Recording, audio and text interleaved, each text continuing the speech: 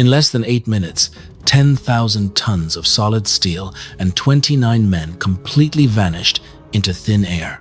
No distress signal, no time to launch lifeboats, just a sudden, deafening silence on the freezing waters of Lake Superior. This was the fate of the SS Scotiadoc in June 1953. For over half a century, the maritime world thought they knew exactly what happened, blaming a simple, tragic human error inside a blinding wall of fog. But decades later, when deep-sea rovers finally breached the dark abyss to examine the wreckage, they discovered something structural that completely shattered the historical narrative.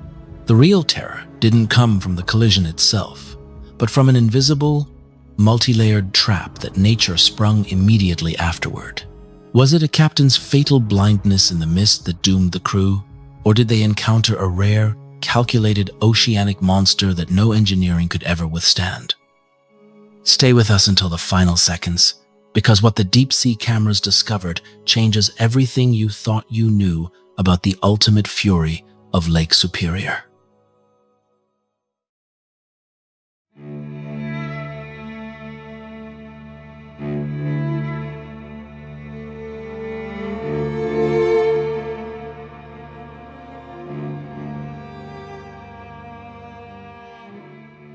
When looking at a standard map, the human eye misinterprets the blue expanse nestled between the United States and Canada as a mere lake, a placid body of landlocked water. But in the realm of maritime reality, Lake Superior is a sprawling inland freshwater ocean, and it is a natural-born killer, spanning an astonishing 350 miles in length and 160 miles in width. This titanic basin plunges to a maximum depth of 1,332 feet into the dark crust of the Earth. Within this massive depression lies a staggering 10% of the entire planet's surface fresh water. To truly visualize a scale so immense, consider that Superior traps 3 quadrillion gallons of water within its borders. This volume is so incomprehensibly massive that if you were to theoretically tilt the basin and pour it out, it would instantly submerge the entirety of both North and South America to a uniform depth of 1 full foot. Because of this terrifying expanse, experienced mariners who make their living on these waters never utter the word lake without a shudder. They treat this body of water with the exact same defensive reverence and raw dread that they would reserve for the North Atlantic in the dead of winter. Superior possesses a unique, deadly meteorological phenomenon, the ability to generate its own localized, hyper-intense low-pressure weather systems. When the freezing, sub-zero Arctic air rushing down from the Canadian wilderness collides with the relatively warmer, heat-retaining waters of the lake in late autumn, the lake acts as an atmospheric supercharger. This volatile collision triggers instantaneous gales and monstrous whiteout blizzards with hurricane-force winds that can easily rival or exceed any ocean storm encountered on the high seas. By the spring of 1953, the global commodities market was operating at a fever pitch. In the wake of the Marshall Plan, European demand for North American grain had turned the Great Lakes into an aquatic highway of unbridled capitalism. The price of wheat fluctuated not by the month of the day, but by the literal hour. For the corporate boardrooms pulling the strings from dry land, time was not just money, it was a brutal zero-sum game. A single day's delay due to bad weather didn't just mean a minor logistical hiccup. It translated to a catastrophic loss of tens of thousands of dollars in unfulfilled futures contracts. This economic pressure trickled directly down from the skyrise offices into the wood-paneled cabins of the shipmasters. It was an open secret on the lakes that shipping companies utilized speed bonuses, covert financial incentives slipped to captains who could shave hours off their transit times and deliver their cargo ahead of schedule. Consequently, every single voyage was a high-pressure, non-stop race against time, fluctuating market values, and harsh economic demands. This relentless economic urgency regularly pushed deeply laden, low-riding vessels directly into the jaws of a notorious geographical death trap known as Thunder Bay, specifically navigating near the treacherous, jagged spine of Trowbridge Island. Trowbridge Island represents a masterclass in deadly underwater topography, acting as a subterranean anvil waiting for a hammer. At this precise coordinate in Thunder Bay, the lake bed undergoes a violent, unnatural structural shift. Razor-sharp shoal reefs and jagged underwater cliffs rise abruptly from depths of hundreds of feet up to just a few feet beneath the surface waves. This extreme vertical contrast creates a catastrophic hydrodynamic phenomenon dubbed by local mariners as the dead wall. When a heavy storm rolls across the open, deep waters of Superior, the massive swells possess unrestricted room across hundreds of miles to build immense kinetic energy and momentum. However, the exact moment those deep water waves slam directly into the vertical underwater cliffs of the Trowbridge Shoals, their horizontal energy has nowhere to go and is instantly deflected straight upward. The waves compress horizontally, steepen dramatically into sheer vertical walls of water, and are violently reflected backward against the oncoming wind. This localized hydrodynamic chaos transforms the entire vicinity into a literal pressure cooker, a geographically perfect breeding ground designed to warp normal maritime weather into a lethal, multi-layered trap where waves collide from opposing directions simultaneously. For decades, academic skeptics and oceanographers argued that a landlocked body of water, no matter how large its geographic footprint, could not physically generate the kind of apocalyptic, mountain-sized wave fields reported by surviving mariners. For generations, official naval boards dismissed tales of towering vertical walls of water as the psychological exaggerations of traumatized survivors clinging to life rafts. That institutional skepticism was permanently and mathematically shattered on the 24th of October 2017. On that fateful day, a monster autumn storm swept across Lake Superior, packing atmospheric pressure drops that mirrored a tropical cyclone. Stationed miles apart in the open water, two yellow, heavy-duty meteorological research buoys, one anchored near Granite Island and the other off the rugged coast of Munising, began transmitting terrifying, real-time data streams back to a university computer system in Marquette.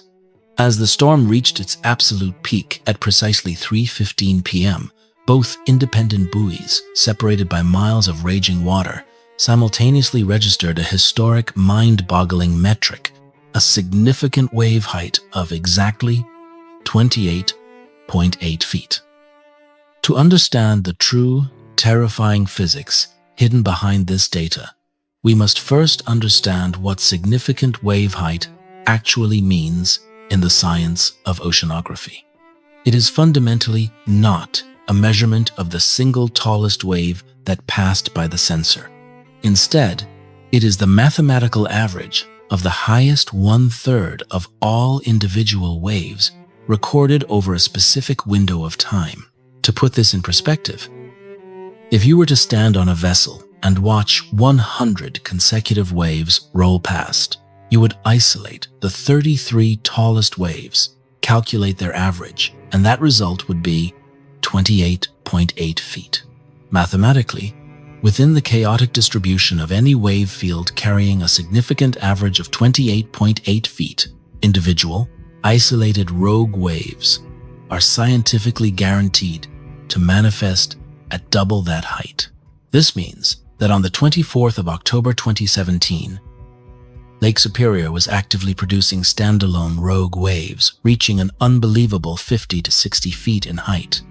This is the literal equivalent of a 6-story building made of solid, crushing, high-density fresh water, rising and falling with a devastatingly short, rapid frequency of just 8 seconds. An 8-second wave period is an absolute death sentence for a heavily loaded cargo ship. In ocean swells, waves are spaced far apart, allowing a ship to lift, ride over the crest, and nose down safely.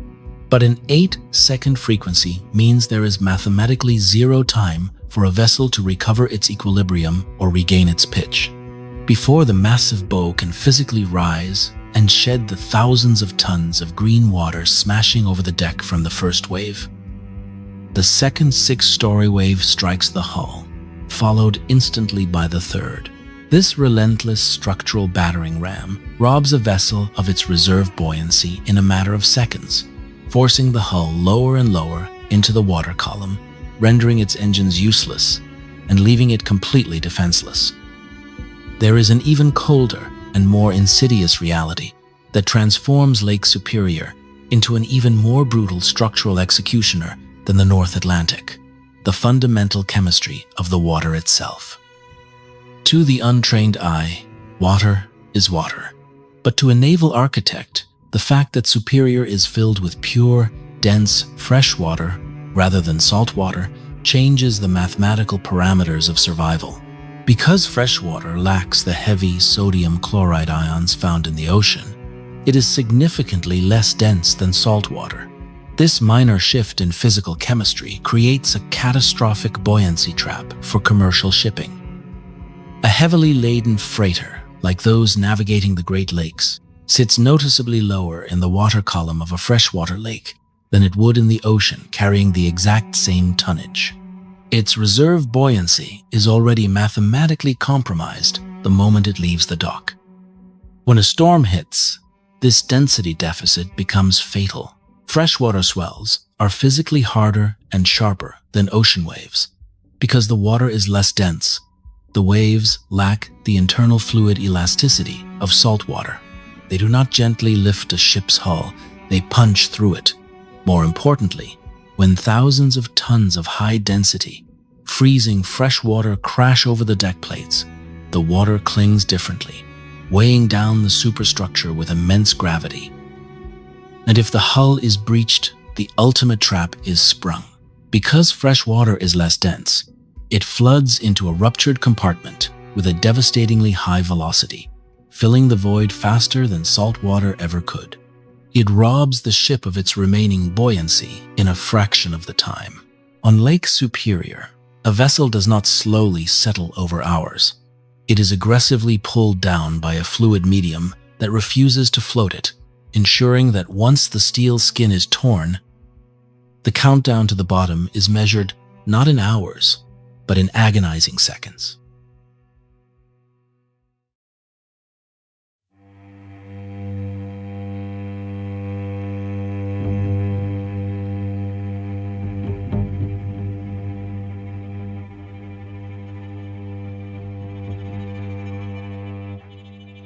The SS Scotiadoc, a towering 128-meter steel bulk freighter originally launched in 1904 as the Martin Mullen for the Lakewood Steamship Company of Cleveland, Ohio, was slicing through the increasingly turbulent waters. Purchased by Patterson Steamships in 1947 and renamed Scotiadoc in 1948, the vessel was heavily laden with its vital cargo of nearly 260,000 bushels, amounting to approximately 10,000 tons of dry Canadian wheat. The ship had departed Port Arthur, Ontario, just before 4 p.m., charting a course that would bring its 29 experienced crew members into one of the most perilous corridors of Lake Superior.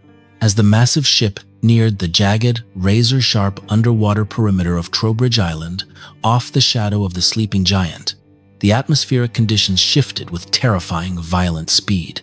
A thick, impenetrable wall of dense advection fog, born from warm, moisture-laden air flashing over the lake's near freezing, deep water surface dropped over the entire water column like a heavy curtain, instantly erasing the horizon and reducing visibility to absolute zero amid torrential rain.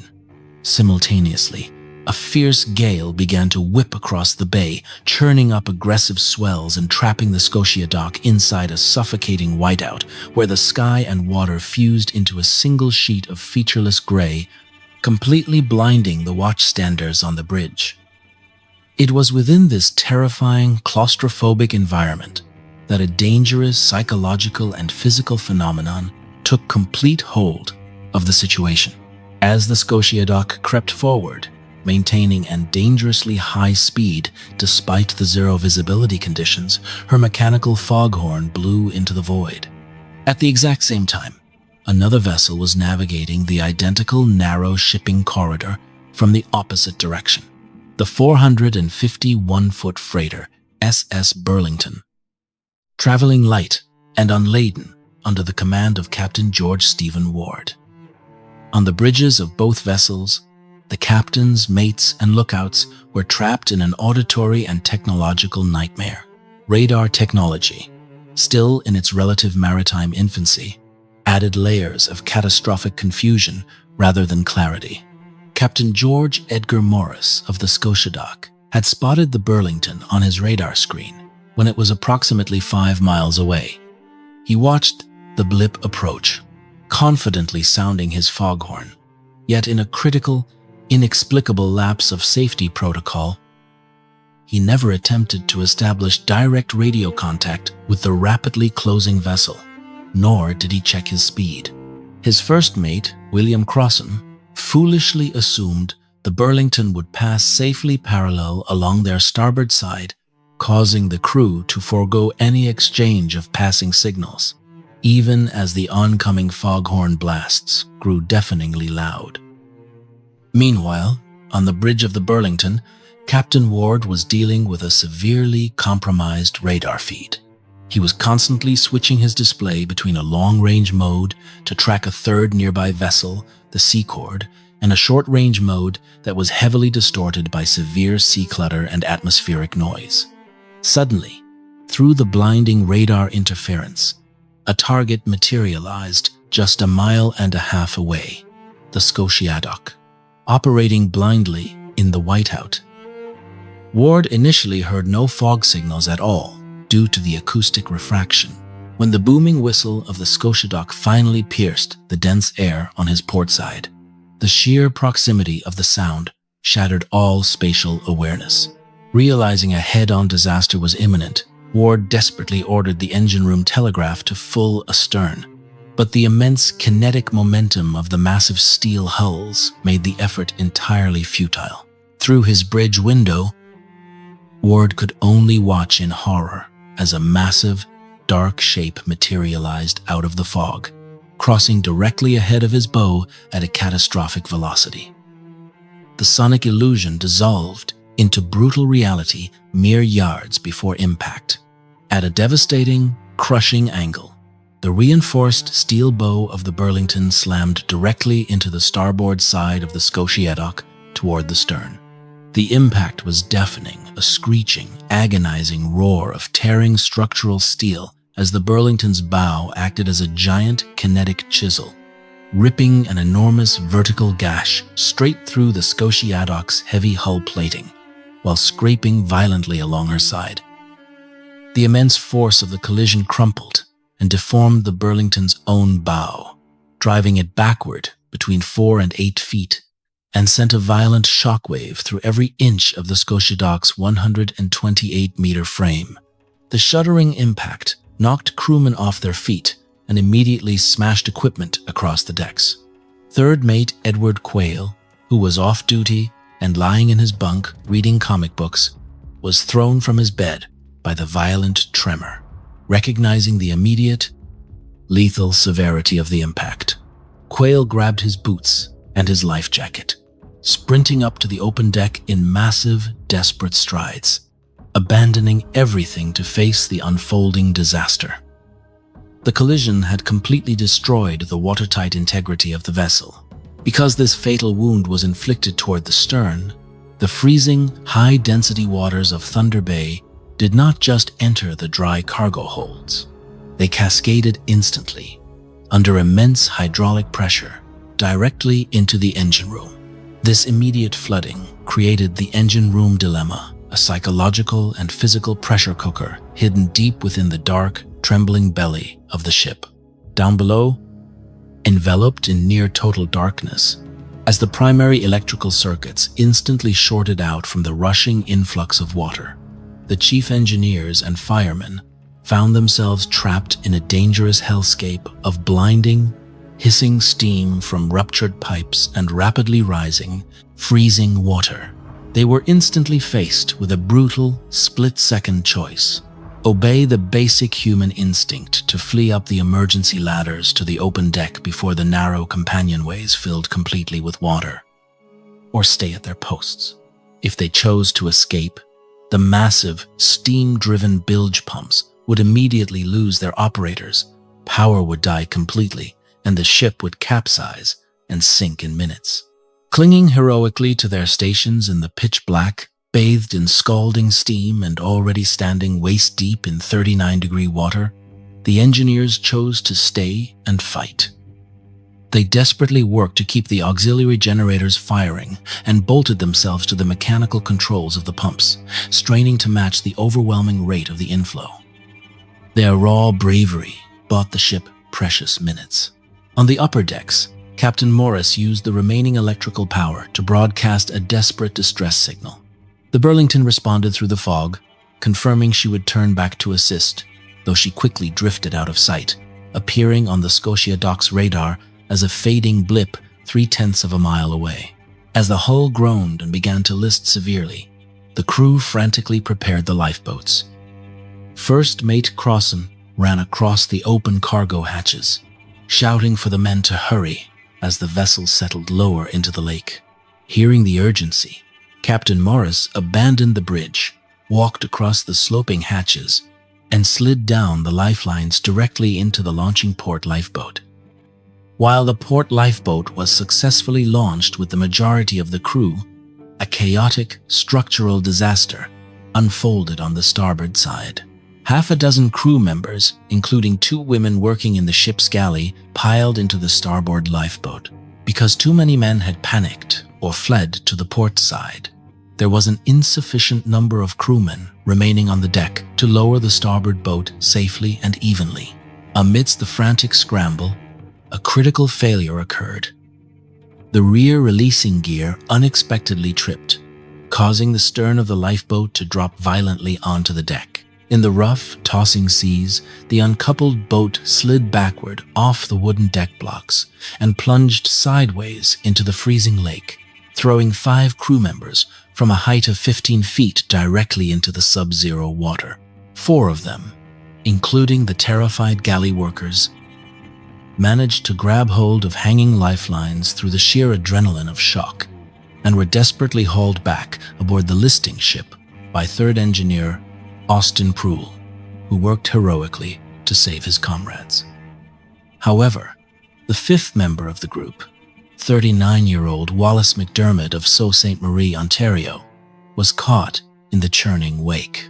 McDermott, who suffered from physical limitations that restricted his mobility, struggled against the heavy swells. The crew above desperately threw a small wooden punt toward him, screaming through the dense fog, "Wally, hang on to the boat!" Through the blinding mist and rain, Proul and the others saw him attempt to grasp the small raft, but within seconds, the impenetrable whiteout swallowed him whole. He vanished into the freezing gray void, never to be seen alive again.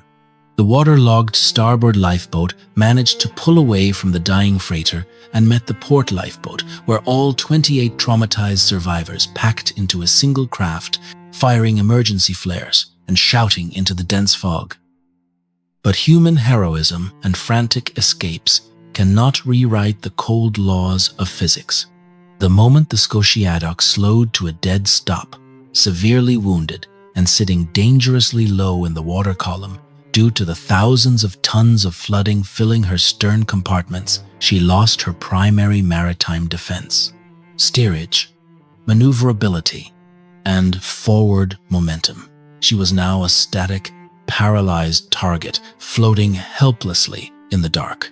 Right on cue, the unyielding, brutal physics of Lake Superior intervened to deliver the definitive blow. The gale force winds screaming across the vast expanse of Thunder Bay had spent hours building massive, highly energetic swells over the deep open water, As these deep-water waves raced out of the deep basin and into the sharp, shallow underwater topography surrounding Trowbridge Island, they slammed violently into the vertical underwater cliffs, activating the dreaded dead wall effect. The massive horizontal energy of the waves was forced instantly upward, compressing and sharpening the swells into sheer vertical hydraulic rams that were reflected backward against the wind. As the water flooded the holds, it triggered the wheat swelling factor. The 260,000 bushels of dry Canadian wheat acted like a massive structural sponge, absorbing the water and expanding exponentially. This created a catastrophic internal swelling pressure that warped heavy structural steel beams, burst internal bulkheads, and popped iron rivets out of the hull plating from the inside out. The coordinated violence of the Three Sisters completely snuffed out the life of the SS Scotiadoc in less than 8 minutes after the initial collision, sending her plunging to the pitch-black floor of Lake Superior at a crushing depth of over 850 feet under the permanent shadow of the sleeping giant.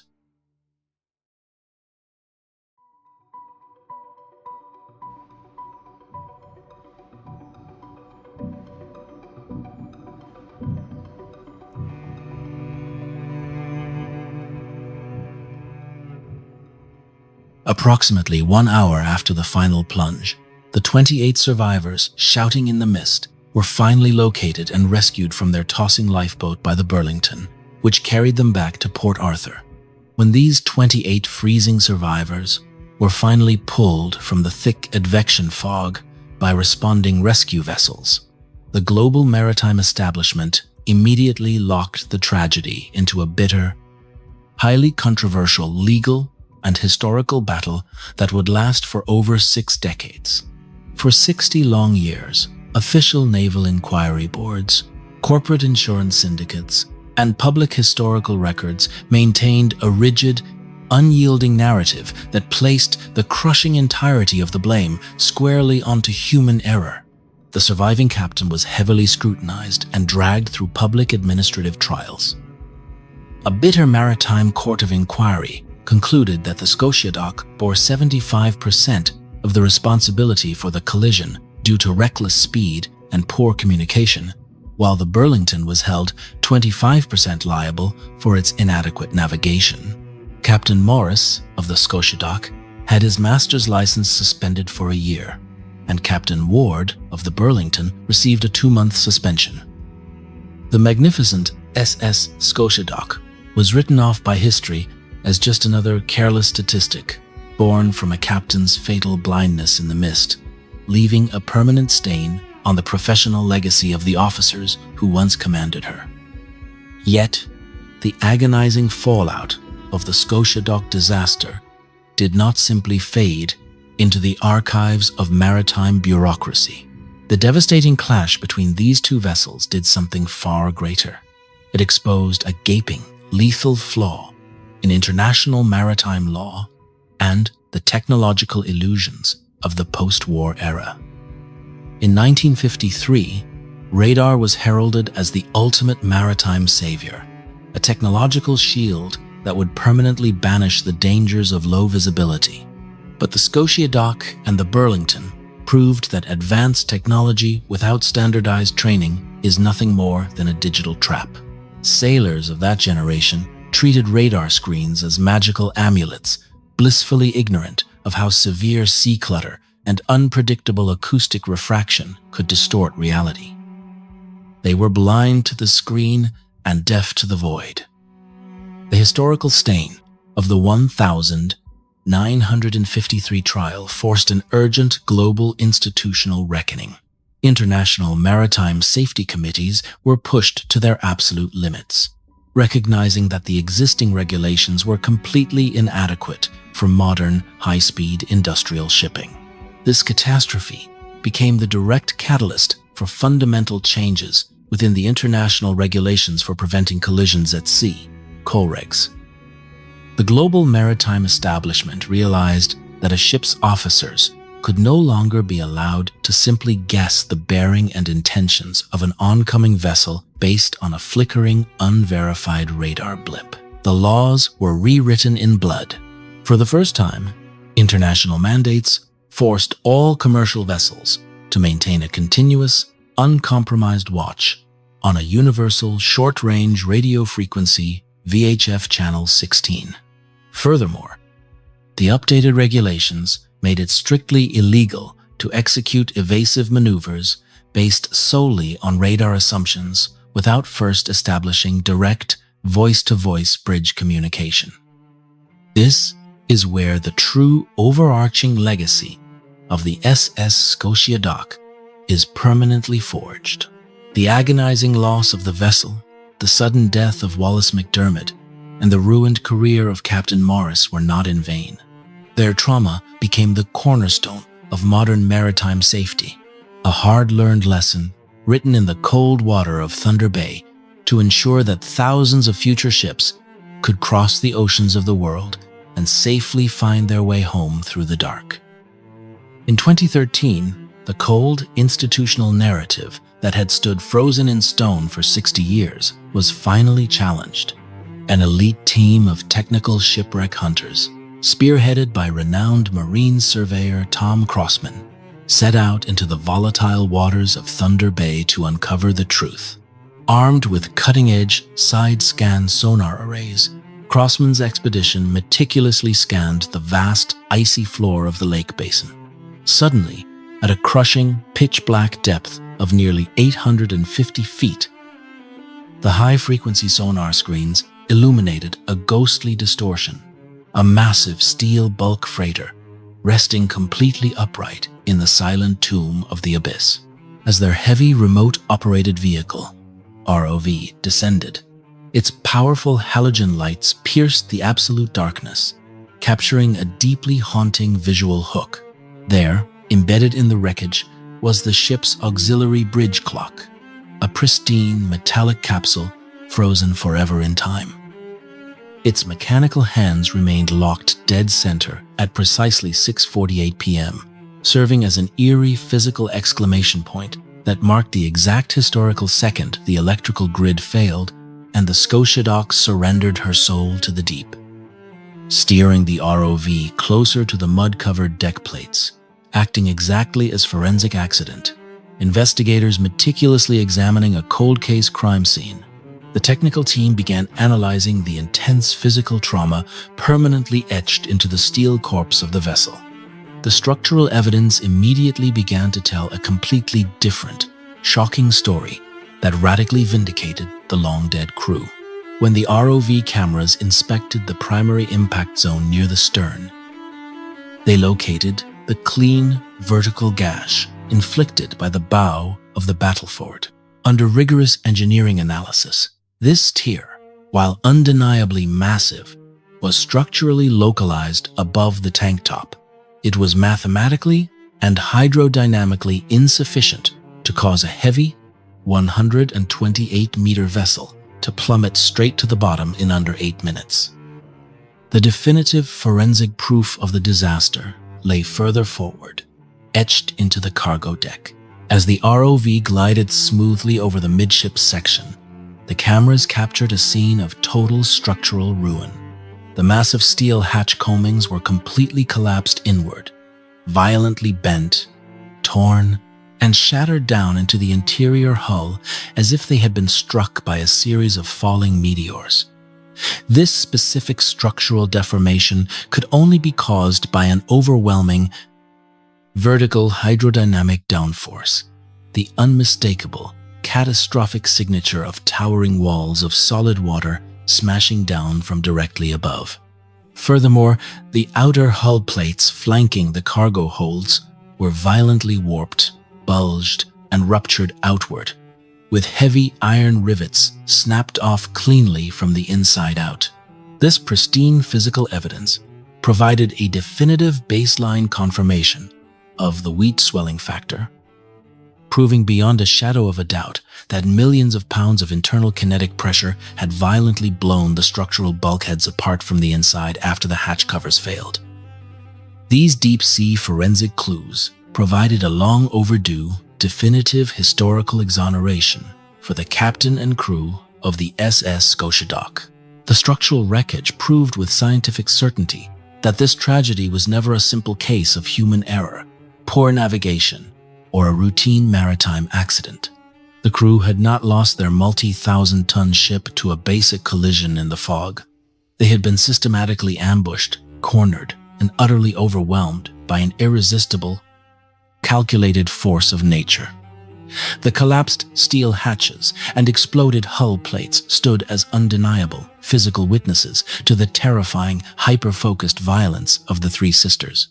After 60 years of unwarranted historical blame and public shame, the silent, frozen steel resting 260 meters beneath the surface of Lake Superior finally spoke, rewriting maritime history and clearing the names of the 29 men who had fought so bravely against an impossible, unforgiving freshwater ocean. Finally, before closing today's message, thank you, my dear crew, for standing with me through this grueling voyage into Thunder Bay. If this deep-sea forensic investigation moved you, please honor the history, like, share, and subscribe to ensure you never miss our next expedition into the abyss. I want to hear from you. Do you have a haunting maritime story, a family legend, or a theory about Lake Superior's deadly traps? Share your thoughts in the comments below. I look forward to seeing you all again in our next video on the channel.